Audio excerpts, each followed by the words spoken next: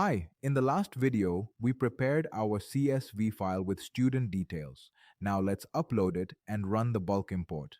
By the end of this video, all your students will be on the batch roster with their enrollment status, fees, and parent records all set up automatically. Start on the batch detail page for the batch you want to add students to. In the top left area of the page, you'll see a toolbar with action buttons. Click the Import Students button. It has a small upload icon next to the text. This opens the import wizard. You'll see Step 1, File Upload. There's a CSV format guide panel at the bottom. This is the same reference we used in part 1 to download the template. You can collapse it now if you don't need it. Above the format guide, you'll see a large upload area with a dashed border. You can either drag your file directly onto this area or click it to open a file browser and select your file. Once you select the file, a loading spinner appears while the system reads and validates every row. This usually takes just a second or two for most files. When it's done, the wizard automatically moves to Step 2, Preview. Step 2 is the preview screen. This is the most important screen in the whole process. Take a moment to look at what you see here. At the very top, there's a summary bar showing you the total number of rows and how many are valid, have warnings, are duplicates, or have errors. Below that is the preview table. Each row shows the student's name, phone number, gender, status badge, and a validation status badge. The status badge uses color coding, sky blue for inquired students and emerald green for enrolled students.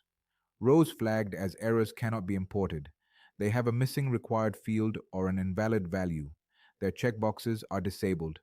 You'll need to fix these in your spreadsheet and re-import later. Rows flagged as warnings can still be imported. A warning means something is unusual.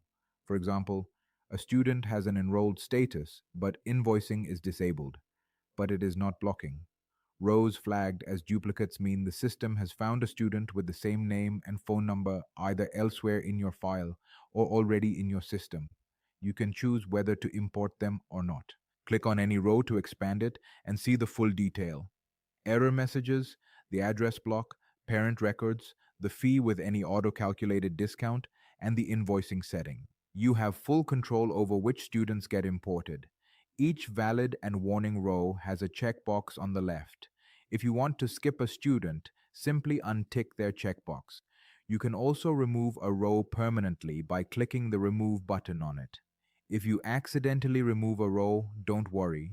A small notification appears at the bottom of the screen with an Undo button.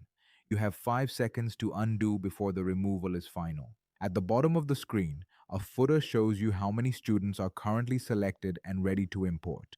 Once you're happy with your selection, click the Import N Students button, where N is the number you've selected. A confirmation dialog appears. This gives you a final summary before anything is saved. You'll see the batch name, the total number of students about to be imported, a breakdown of inquired versus enrolled, the fee summary, the invoicing summary, and counts for how many students have address data and parent records. Read through this to make sure everything looks right. When you're ready, click the Start Import button. The wizard moves to Step 3, Execution. You'll see a progress bar and 4 phase labels that update in real time as the import runs. The 4 phases are creating student profiles, then setting up enrollments, then adding parent and guardian records, and finally, configuring notifications. Live counters next to each phase show you how many records have been processed.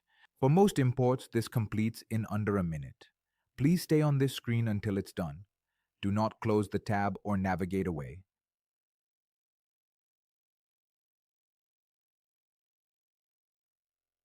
Once the import finishes, the wizard moves to Step 4, Verification. At the top, you'll see 4 stat cards: total students processed, created in green, failed in red, and skipped in amber. Below those, you'll see secondary counts for addresses created and parent records created or linked. If there are any failures, which can happen if, for example, a phone number was a duplicate of an existing student, the screen will show you a Download Failed Records button. Click that to download a CSV file containing only the rows that failed, with an extra column explaining the reason. You can then fix those rows and run the import again. Below the stat cards, there's also a verification table listing all the successfully imported students. If you spot a student who shouldn't be there, you can select them and remove them right here before finishing. When you're done reviewing, click the Done Back to Batch button. This takes you straight back to the batch detail page. Scroll down to the batch roster, and you'll see all your newly imported students listed with their correct inquired or enrolled badges, their fees, and their parent records, all ready to go. That's it. You've just bulk imported students into a batch, complete with enrollment statuses, fees, parent records, and invoicing settings, all in one go.